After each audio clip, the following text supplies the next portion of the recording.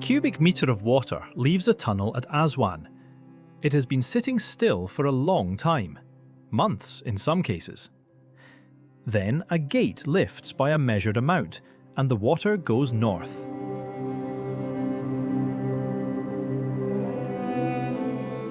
It will travel 900 kilometres.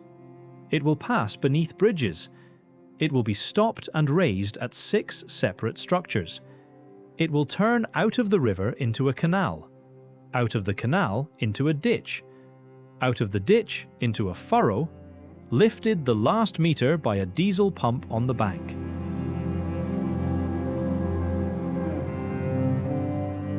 It will sit around the roots of a cotton plant for a day and a half. Then it will drain away. And someone further north will use it again. Egypt receives a fixed quantity of Nile water every year, 55.5 billion cubic metres. The figure was set in 1959. It has not changed since.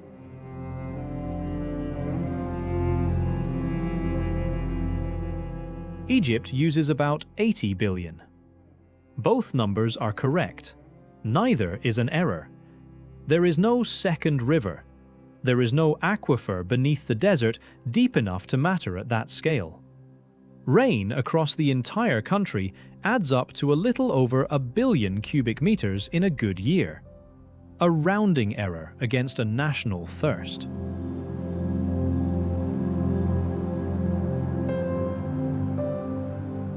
The gap is closed another way.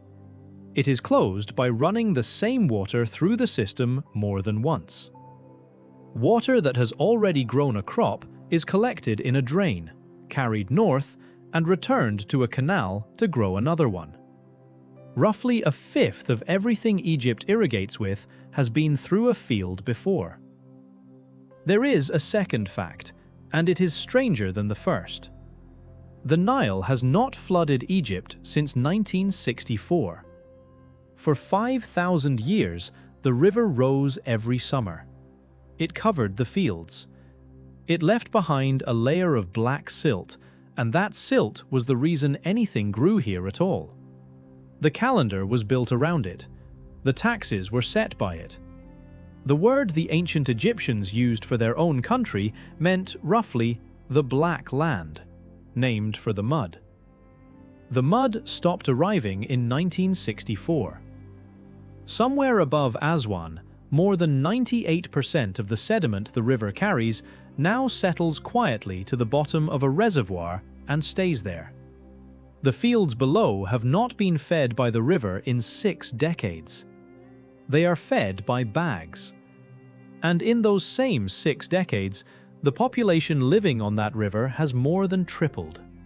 27 million people in 1960, around 110 million today by the count kept inside the country's own borders. More people than at any point in 5,000 years of continuous settlement, fed by a river that no longer floods, carrying no silt, on a ration that has not been raised since before any of them were born. Both things are true at once. The river gives less than it used to, in every sense that matters to a farmer. And it supports more people than it ever has. So what exactly is moving through this country?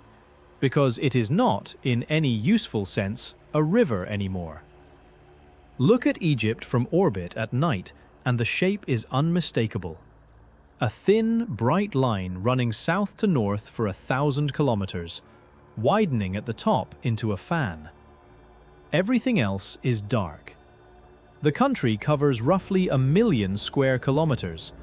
About 95% of the people live on less than 5% of the land. In the valley and the delta, densities run above 1,500 people per square kilometer. In central Cairo, they climb past 17,000. Step 2 kilometers east or west of the green edge, and the figure falls to almost nothing. 2 people per square kilometer across the deserts, which is most of the country. That edge is not a coastline. Nothing geological stops there. It is the end of the pipe. The green stops precisely where the water stops being delivered, and the delivery is a decision. Somebody scheduled it. Somebody opened a gate to a specific height on a specific morning. The map of where Egyptians live is not a map of terrain. It is a map of plumbing.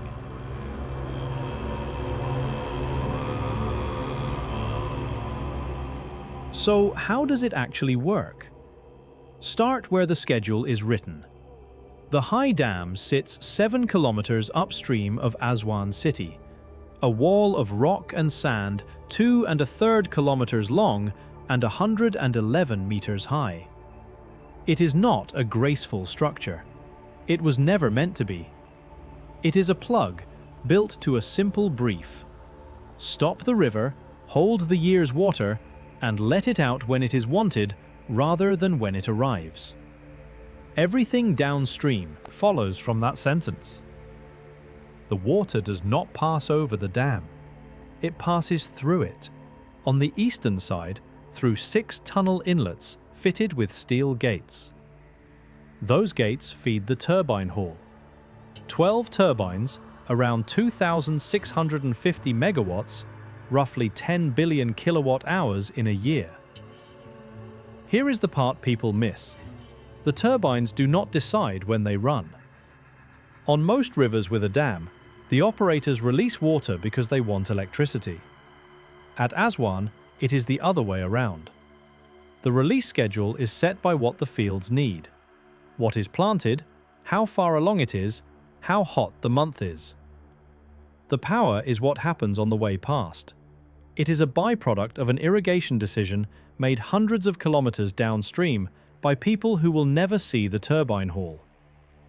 A country that generates electricity as a side effect of watering cotton. It did not always look so modest. When the dam came into full service, hydropower supplied close to half of all the electricity in Egypt.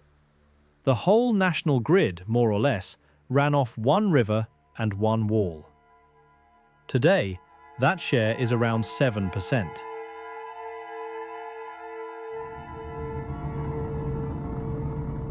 The dam did not weaken. The output is much the same as it always was. That is the nature of a fixed river and a fixed set of turbines. What changed is everything around it. Demand more than doubled in 2 decades, and it was met with gas. Around 84% of Egypt's electricity now comes from burning natural gas, and the country is the largest gas-fired generator on the African continent. So remember this because it comes back later, and when it does, it will not look like an electricity story at all. The dam that made the water once made half the power. Now it makes almost none of it. Something else took that job. And that something else is going to turn out to be holding up a part of the machine you would never connect to a power station. Below the outlet works, the river reappears.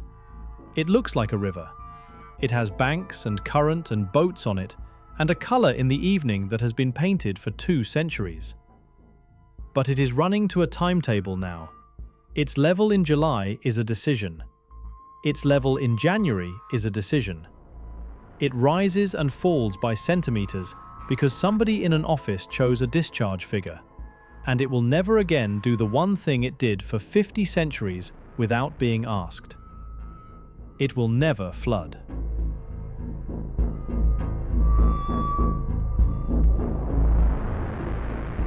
Behind the dam sits the water itself. Lake Nasser runs 500 kilometers south, across the border, where the Sudanese call their share Lake Nubia. Together, they cover around 6,000 square kilometers. 100 sidearms branch off the main body, drowned desert valleys called khors, most of them on the eastern shore. The storage is not one pool.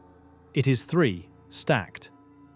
At the bottom sits dead storage, roughly 32 billion cubic meters that cannot be released at all because the outlets are higher than it is. Above that, the working reserve, around 90 billion, which is the water the country actually lives on. Above that again, a top layer of some 40 billion held empty on purpose, as headroom for a flood that arrives bigger than expected. It is a bathtub with the plug welded halfway up the wall, and it leaks upward. Around 10 billion cubic meters evaporate off that surface every year. 6,000 square kilometers of open water in one of the hottest, driest places on the planet, losing depth to the sky in silence, all day, every day. 10 billion cubic meters, against a national allocation of 55.5. Nearly a fifth of everything Egypt is entitled to never reaches a field. It is the rent the country pays for the ability to store anything at all. And in a place with no rain, storage is not optional. Hold the water and lose a fifth of it, or do not hold it and lose the ability to plan. Remember that 10 billion. It comes back at the end, in an arithmetic that will not balance. There is something else under that lake. When the reservoir began to fill in 1964, the water rose over Nubia, the stretch of valley between the first cataract and the Sudanese border, settled continuously for thousands of years. It rose over villages, over date groves, over cemeteries, over painted houses that had been rebuilt in the same places for generations. Around 100,000 people were moved, roughly half of them Egyptian Nubians, resettled in a district near Komombo, some 50 kilometres from the river they had lived beside. The other half were Sudanese Nubians, moved several hundred kilometres east to Qashm el-Gherba, into a landscape that grew different crops and kept a different calendar. They were given houses. The houses were laid out in grids by people who had not lived in a Nubian village.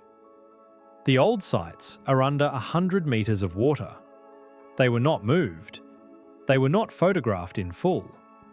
The temples above the waterline at Abu Simbel and Philae were cut apart and lifted to higher ground, with international money and considerable ceremony. And the world watched that happen. The villages were not lifted. The lake is very quiet. Most of what is beneath it has no marker. Above the water, one resident of that stretch of river carried on much as before. The Nile crocodile is now essentially confined to the reservoir and the waters above it. Below the dam, in the 900 kilometres of river that runs past Luxor and Cairo, it is effectively gone. Not hunted out so much as shut out. The wall does not have a door for a crocodile. An animal whose range for 5,000 years was the entire river now lives above one line on the map, drawn in 1964 by engineers who were thinking about something else entirely.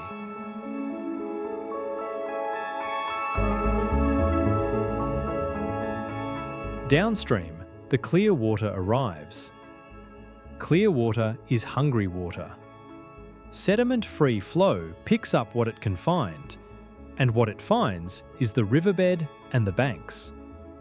Below the dam, the Nile began to scour, cutting down into its own channel, undermining the footings of structures that were built assuming a muddy river. But the real loss was not in the river. It was in the fields. For 50 centuries, the flood delivered its own fertiliser. Not a great quantity measured chemically, the annual silt load carried something in the order of 17,000 tonnes of nitrogen, a few thousand tonnes of phosphorus and potash. Modest numbers by modern standards, but it arrived free. It arrived on time. It arrived everywhere the water went, which was everywhere that mattered. August 1964. The cofferdams close and the river begins to back up behind the wall. For the first summer in recorded history, the flood does not come down the valley. The fields stay where they are. The water arrives from a canal instead, on a date chosen by an engineer, and it arrives clean.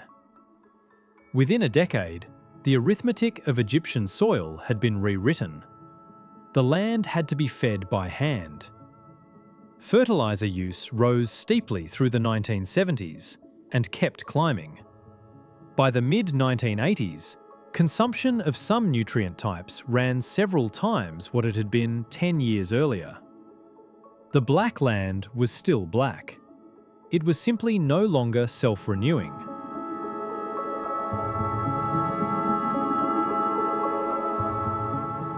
And here is where the loops start crossing. Nitrogen fertilizer is made from ammonia. Ammonia is made from natural gas. The same natural gas that took over the electricity grid when hydropower's share fell from 0.5% to 7% is also the raw material that replaced the silt. So the flood that no longer arrives has been substituted by a gas field. The soil of the Nile Valley is now downstream of a pipeline. Turn the gas off, and two things fail at once, in different parts of the country, for what looks like unrelated reasons. The lights and the harvest have the same parent, and almost nobody thinks of them as related. None of this machinery would move at all without a decision about who gets water this week. That decision is made in an ordinary building, by an ordinary person, on ordinary paper. A district engineer is responsible for dividing water between the branch canals in his area. He has an assistant. He has a gate operator, a bahar in the local term, the word for a man of the water. Between them, they set how much goes down each channel. What they largely do not have is measurement. Across much of the network, flows into branch canals are not gauged in any continuous way. There are no reliable maps of some command areas, only sketches. Allocation is made on experience.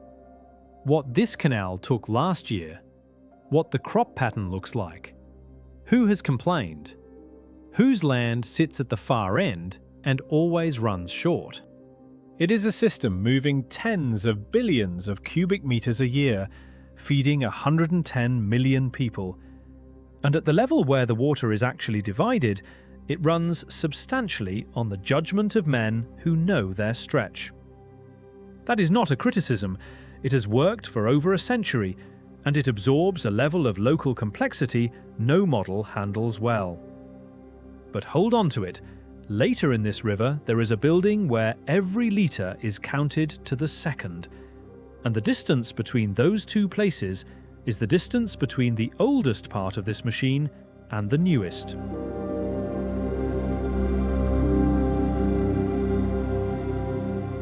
"400 kilometres south of Cairo, the river reaches Asyut. There is a wall across it here, not a dam, the water is not stored, a barrage, a long line of gates that raises the level upstream by a few metres and holds it there. 820 metres of masonry, 111 openings, each 5 metres wide, capable of passing 14,000 cubic metres a second when everything is lifted. The working difference between the water above and the water below is around 4 metres. 4 metres does not sound like much of an achievement. 4 metres is the whole thing. Water will not climb into a canal. If the canal mouth sits above the river surface, nothing enters it, no matter how much river there is. In summer, when the level naturally falls, the mouths of the great canals sit high and dry above a river that is still visibly full. So the gates come down, the river banks up behind them, and the level rises until it is above the canal invert. Then it flows in, sideways, out of the river, into the field system. The river is not feeding Egypt. The river is being lifted into Egypt, one wall at a time.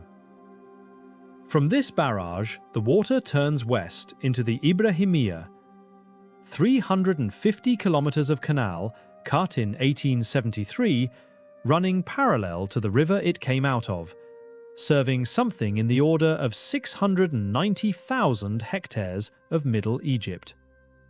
It is among the largest artificial channels ever dug for irrigation. It has no source of its own. It exists entirely because a gate on the Nile is held at a particular height, and if that gate were lifted, 350 kilometres of canal would begin to empty within days. The man who worked this logic out was not Egyptian. Sir William Wilcox was a British engineer born in India who spent the last years of the 19th century measuring the Nile. He designed the Aswan High Dam, completed in 1902, the first reservoir on the river. In the same years, he designed the Aswan Barrage, 560 kilometres downstream, which the contractor John Aird and Company built between 1898 and 1902, under the consulting eye of Sir Benjamin Baker. Wilcox did not invent irrigation in Egypt. Egypt had been irrigating for 5,000 years. What he did was change its tense. The old system was basin irrigation. The flood came, the fields were allowed to fill through breaches in the earth banks, the water sat for weeks, and then it was let go. One filling, one crop. The land rested for the rest of the year because there was no way to water it. Perennial irrigation is a different proposition entirely. Water available all year, delivered by canal, means 2 crops in a year, and sometimes 3. It means cotton, which needs summer water and would be impossible under the basin regime. It also means the land never rests, the salts never wash out, and the water table never falls.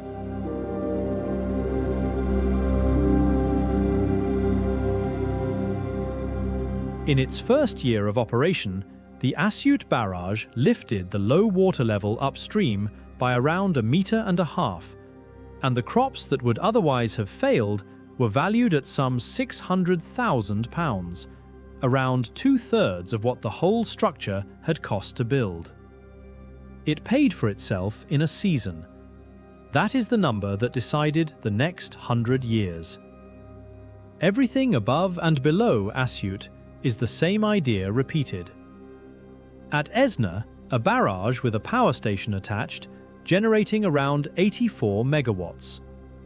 At Nag Hammadi, 360 kilometers downstream of Aswan, a structure 822 meters long with 100 vents, 2 navigation locks, and 2 canals leaving its head pond running 200 and 150 kilometers respectively. A newer barrage at Aswan opened in 2017 with 2 17-metre locks and a small hydro plant of its own, serving 5 governorates and something near 1/5 of the country's cultivated area. North of Cairo, the river splits, and the pattern continues.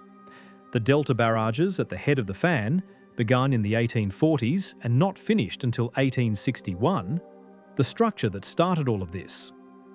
Zifta on the Damietta branch from 1901. Edfina near the Rosetta mouth. 7 of them below the dam. 7 places where the river is stopped and lifted. It is a staircase. The Nile does not run down to the sea in Egypt, so much as it is let down, step by step, and at every step a portion is taken sideways.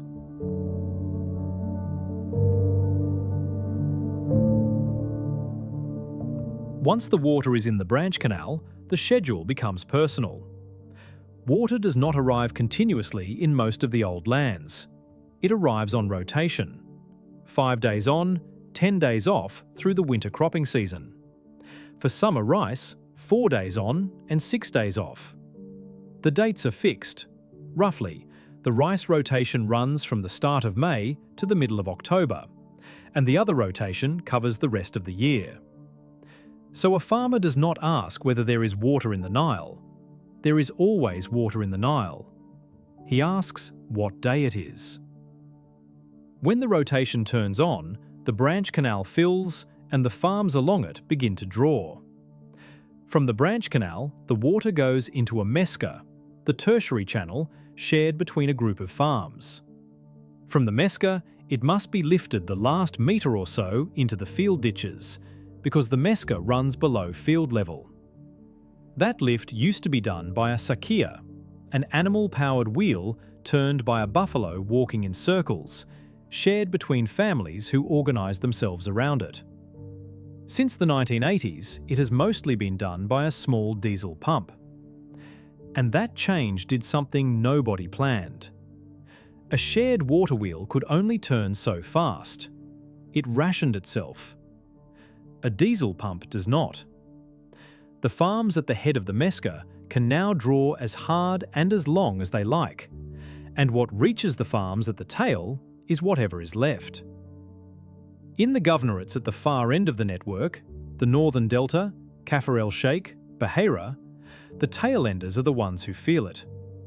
In a dry summer, the canal simply does not reach them at full depth. So they pump from the drain instead. Hold that. The head enders pump first, and the tail enders take what has already been used. That single sentence is going to describe the entire northern half of this country before we are finished.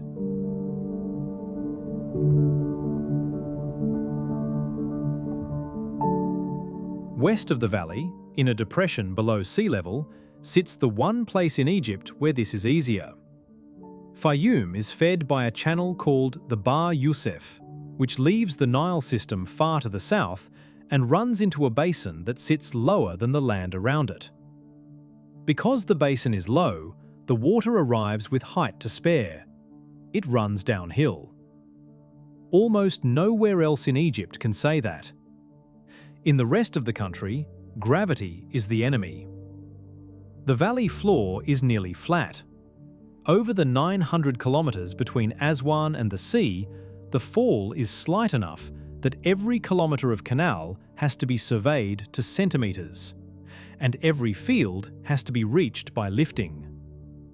That is why the machine is full of pumps. It is not a network that flows, it is a network that is pushed. And a great deal of what is pushed never arrives. Open earth canals lose water two ways: into the ground through the bed and banks, and into the air off the surface. Across tens of thousands of kilometres of channel in a climate like this, the losses are substantial enough to be a national program in themselves.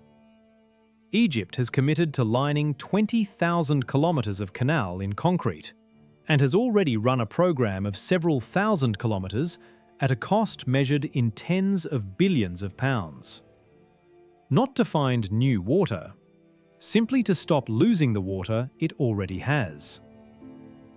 There is a version of this country's story where nothing new is ever discovered, and everything that improves comes from plugging a leak. Alongside the lining, the mescas are being rebuilt. The open shared ditch is replaced with a buried pipeline and a single collective pump, sized for the whole group of farms rather than each farmer running his own. The effect is not only efficiency. A pipe cannot be raided at the head. Everybody on it draws from the same pressure. The tail enders get water because the physics no longer allows the head enders to take it first. An engineering decision that quietly settles an argument 2,000 years old. It is expensive, and getting more so. An improved mesca that cost around 10,000 Egyptian pounds a feddan in 2016 would run above 34,000 a decade later. Recent work has looked at redesigning the layout so pumps run 20 hours a day instead of 16, each serving a smaller area, with farmers themselves completing the earthworks around the buried pipe. The cheapest thing in the system remains the farmer's own labour. That has always been true here.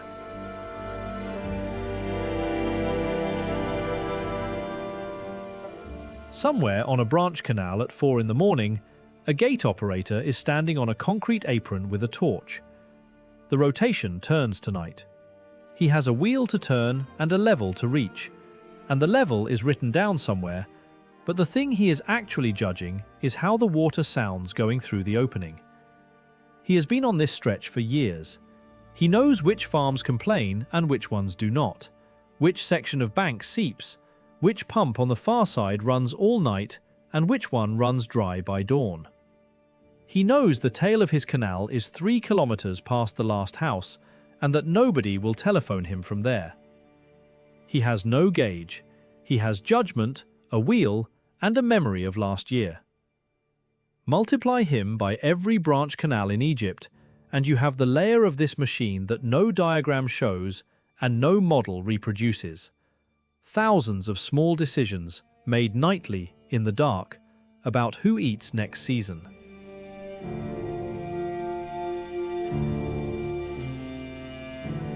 The engineering is a century old. The wheel is iron, and the entire operating system runs in the heads of men standing on riverbanks at 4 in the morning.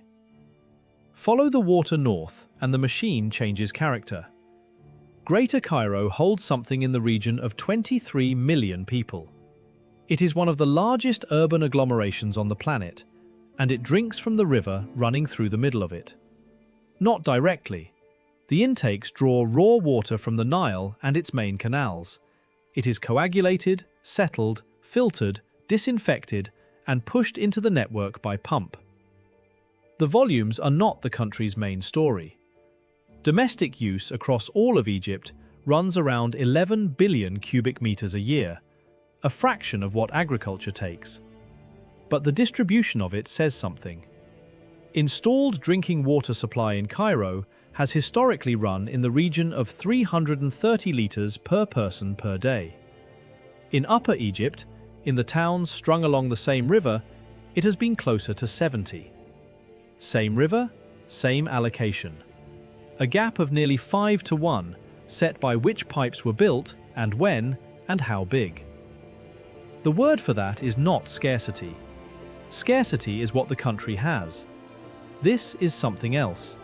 It is the shape the pipes were laid in decades ago, still deciding who gets a shower.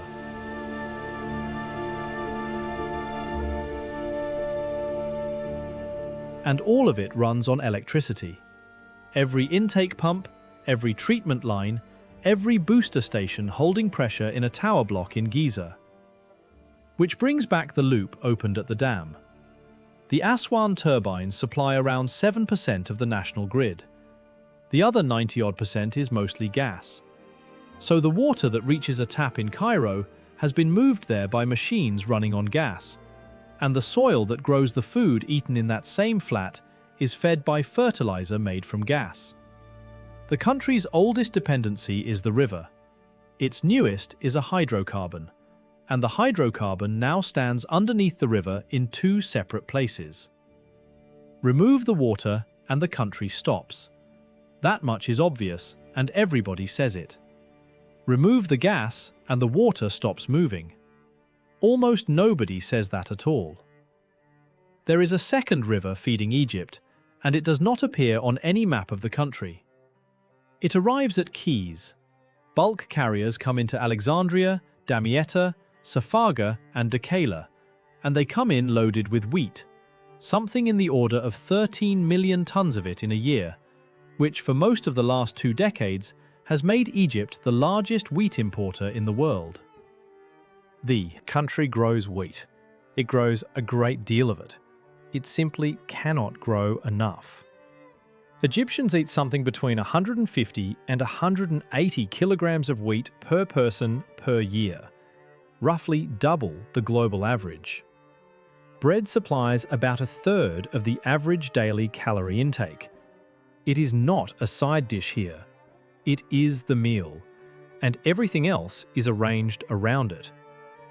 Which is why the most important number in Egyptian logistics is not a water figure at all. 250 to 270 million loaves of subsidized bread are produced every day. 30,000 bakeries, over 400 mills, public and private, grinding the flour that feeds them. A card entitles each registered person to 5 loaves a day, 150 a month. 260 million individual objects baked and distributed every single day in a country of 110 million people. There is no comparable daily manufacturing operation anywhere in the region.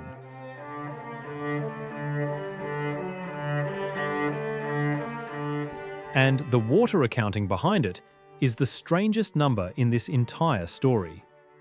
Every ton of imported wheat represents water that fell somewhere else. On the Russian steppe, on the Ukrainian Black Earth, on a French or Romanian field. Water that watered that crop, in that country, at that country's expense.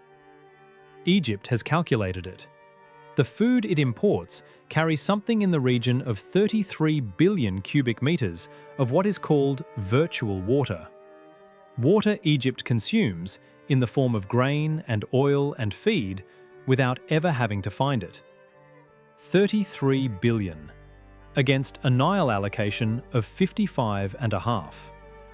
More than half as much again as the river itself, arriving in ships, invisible, priced in foreign currency. The Nile did not get bigger to feed 110 million people. The rest came by sea. Inside a mill on the edge of Alexandria, a single decision decides what 100 million people eat. It is called the extraction rate. Grind 100 kilograms of wheat, and how much flour do you take out of it before you stop? Take 72 kilograms and you get white flour. Fine, pale, and it makes pastry, biscuits, European-style loaves. Take 82 and you have gone deeper into the grain. More of the bran comes with it. The flour is darker, coarser, and it makes eish baladi, the round flatbread that comes out of the subsidized bakeries.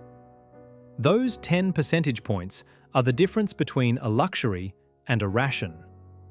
The public and semi-public mills grind at the higher extraction and supply the great majority of the subsidy program's flour. The private mills grinding at 72 are not permitted to substitute one for the other. The two streams are kept apart deliberately, all the way from the ship's hold to the counter. A number between 72 and 82 set in an office, quietly determining how far a shipload goes. North of Cairo, the country changes shape. The delta is a fan of some 25,000 square kilometres, holding tens of millions of people and producing a large share of everything Egypt grows. It is the most productive ground in the country by a wide margin. It is also sinking. The delta was built by the flood. Silt arrived, settled, compacted, and the land held its level because new material kept arriving on top of the old. Newly laid delta sediment is more than half water by volume. As it compacts under its own weight, the surface drops. That has always happened. What has always cancelled it is the next flood. The next flood has not come since 1964. Measured against Holocene sediment cores drilled along the margin, the ground is going down at something between 3.7 and 8.4 millimeters a year, depending on where you stand. Slowest in the northwest, fastest in the northeast. Roughly a third of the delta's land area now sits within 1 meter of sea level. The geologist who put the numbers to that, working from 85 drill cores along the coast, is Jean-Daniel Stanley. His work is not a forecast. It is a measurement of what has already happened, read out of the ground itself. And where the land goes down, the sea comes in underneath it. Salt water has advanced into the delta aquifer.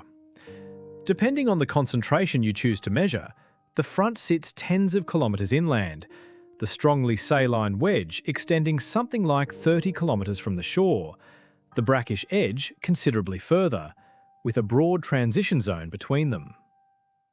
Farmers in the northern delta are not fighting a flood. They are fighting a slow arrival from below. And the flood used to fight it for them. Every summer, a mass of fresh water passed through the soil profile and pushed the accumulated salts down and out to sea. It was a wash cycle running once a year for 5,000 years for free. It has been switched off for 6 decades. Here is the thing the story of this river usually gets wrong. The dam is generally discussed as a trade, flood control and electricity, paid for with silt and a displaced population. A clean transaction, argued about for 60 years by people who mostly agree on the terms. But the flood was never only fertiliser and never only a hazard. It was a maintenance routine. It rebuilt the delta's elevation. It flushed the salt. It scoured the channels. It diluted whatever had been put into the water over the previous year and carried it out to sea. Stopping it did not remove one service from Egypt, it removed 4, and only one of them was ever priced. The other 3 now have to be performed by machines or not at all. At the northern edge of the delta lie the lakes. Manzala, Burullus, Idku, shallow brackish lagoons strung along the coast between the river mouths and the sea. Manzala is the largest.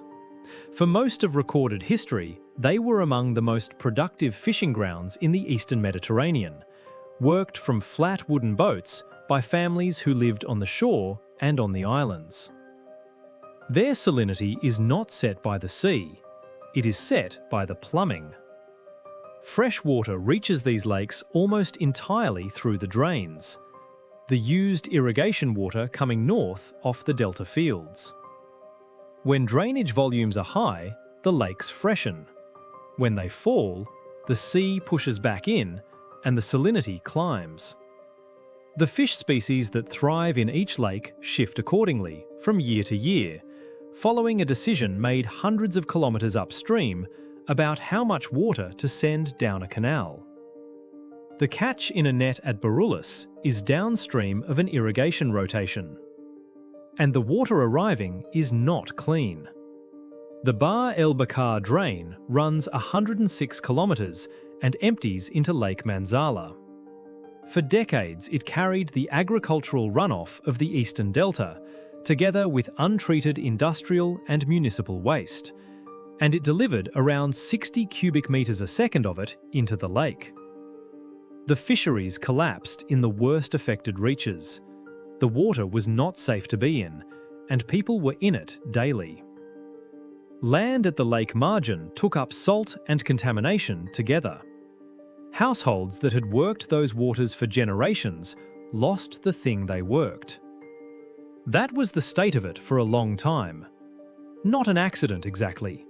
The drain did precisely what a drain does. It carried away what had been put into it. West of the lakes, the river finally reaches the sea. Or rather, it is allowed to. Below Cairo, the Nile divides into 2 branches, Damietta to the east, Rosetta to the west, and each ends at a barrage before the coast. Edfina holds the Rosetta branch, Faraskur holds the Damietta. Their job is to stop the river from leaving. It sounds absurd, said plainly. A structure whose purpose is to prevent a river from reaching the ocean it has been running towards for 900 kilometres. But by the time the water is that far north, it has been paid for. It has been stored through evaporation losses, released on schedule, lifted over 6 barrages, distributed through tens of thousands of kilometres of canal, and applied to fields. Every cubic metre that crosses the last gate and enters the Mediterranean is a cubic metre the country has finished with, and there is no way to get it back. So the gates stay mostly closed and hold the fresh water on the land side for as long as it can be used. The Nile, for practical purposes, no longer has a mouth. It has an end of the line. Which raises the question this whole system exists to answer. If the river gives 55.5 billion cubic metres and the country uses around 80, and 10 billion of the 55 evaporates off a reservoir before it ever moves, where is the rest of it coming from? Go back to the tail ender. The farmer at the end of the canal, 3 kilometres past the last house, whose water arrives late and shallow because the headenders pumped first. When the canal fails him, he does not stop farming. He walks to the drain running alongside his land, the channel carrying away what the farms upstream have already used, and he drops his pump hose into that instead. That is not a workaround. That is the design. Egypt generates something in the order of 17 billion cubic meters of agricultural drainage water every year. Nationally, roughly 20 to 22 billion cubic meters of water are recovered and reused annually. Drainage water recaptured plus treated municipal wastewater returned to the system. That is the missing number. That is how 55.5 becomes 80. The country is not drawing more from the river. It is putting the same water round the circuit again. Water leaves Aswan and grows sugarcane in Upper Egypt. It drains into a collector. The collector empties into a larger drain. Somewhere in Middle Egypt, that drain is pumped back into a canal, diluted with fresh Nile water and used again, this time on cotton. That crop drains in turn, and the water goes north, and in the delta, a pumping station lifts it once more.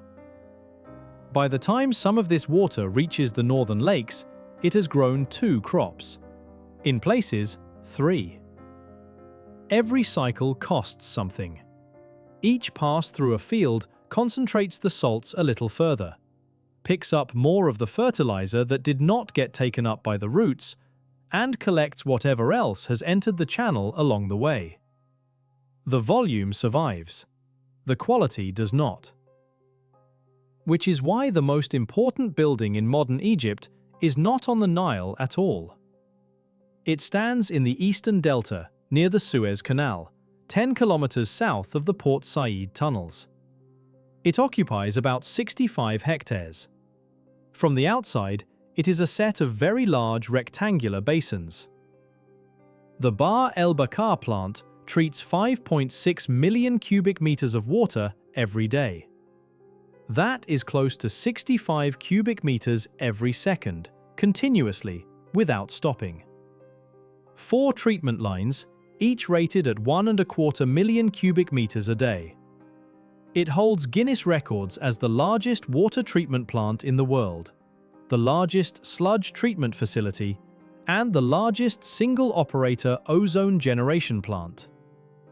It is not treating a city's sewage, it is treating a drain.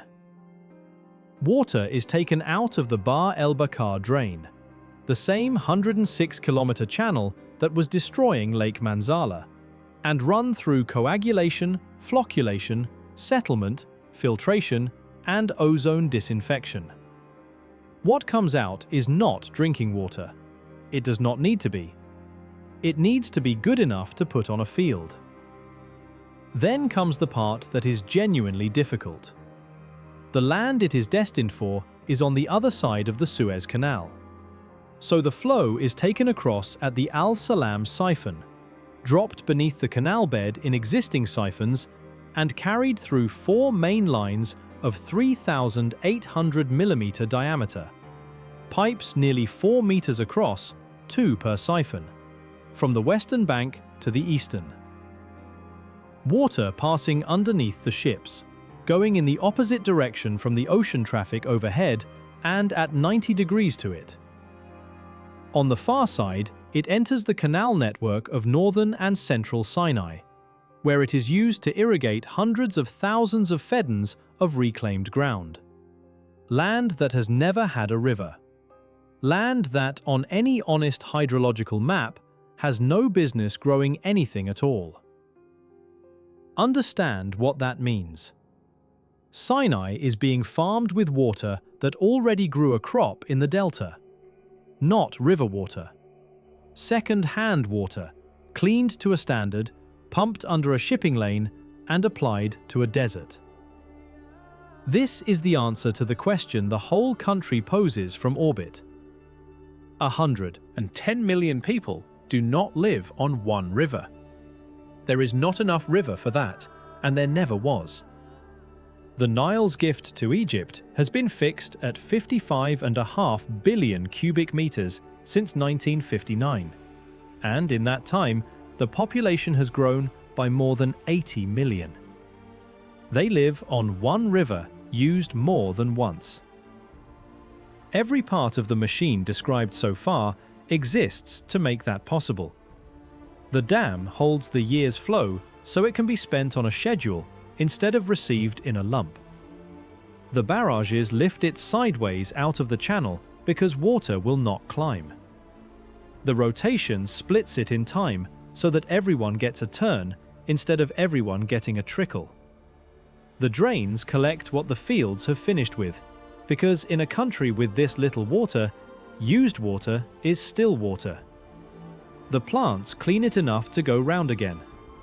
The gates at Edfina and Faraskur hold the last of it back from the sea. And the shortfall that even this cannot cover, the calories that simply cannot be grown on a fixed ration, arrives at a quay in Alexandria as 33 billion cubic meters of somebody else's rainfall, milled at 82% extraction and baked into 260 million loaves before morning. Nothing here works alone. Take out the gas, and the fertilizer stops, and the pumps stop. Take out the drains, and a quarter of the irrigation supply disappears. Take out the ships, and no amount of water solves it. Remove any one part, and the whole thing stops. There is one more number, and it does not resolve. In the early 1960s, each Egyptian had roughly 2,000 cubic meters of renewable fresh water available to them in a year.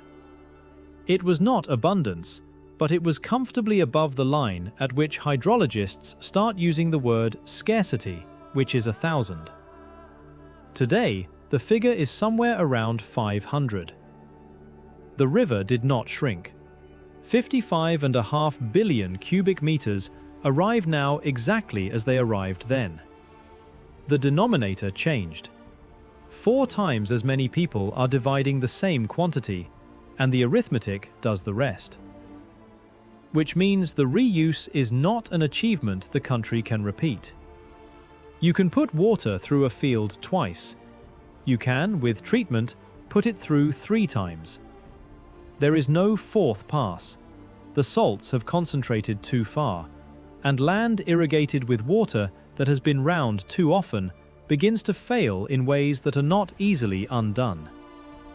The delta already carries the evidence. Salt-affected soils across the northern and central delta. Waterlogged ground where the drainage cannot keep up. Fields that were productive within living memory now growing less each season, on the same water at the same rotation.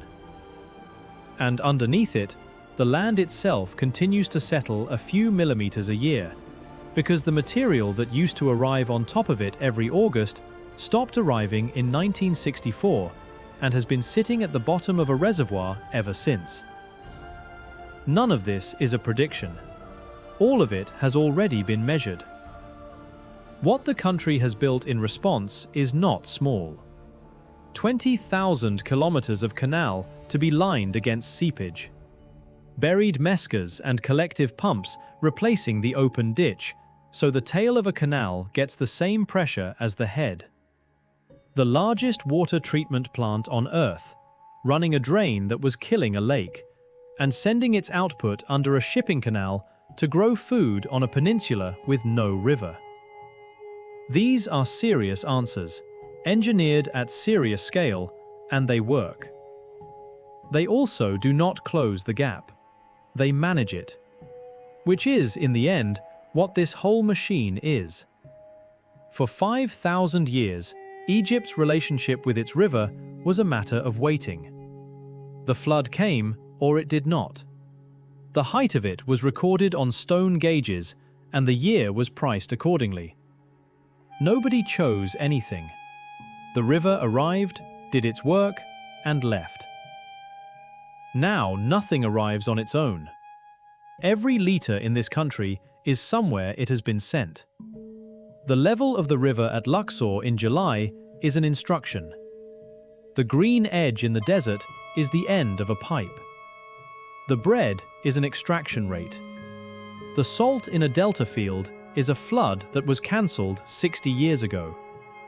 The catch in a lagoon net is a rotation schedule. And a farmer standing at the tail of a canal in Kafr el-Sheikh, dropping a hose into a drain because the canal came up short, is not failing to follow the system. He is the system. That is the design working exactly as intended.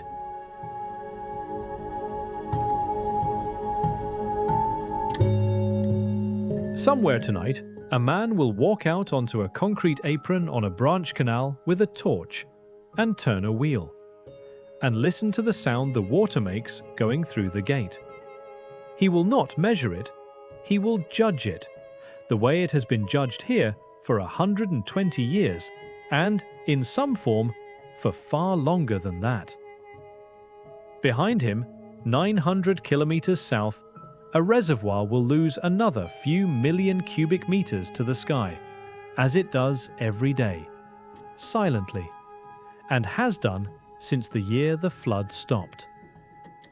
Ahead of him, in the dark, the water will go where it is sent, into a canal, into a ditch, into a furrow, into a crop, into a drain, and then north to be used again by somebody he will never meet. 110 million people on 5% of the land, on a river that has not flooded in 60 years, on a ration set before most of them were born.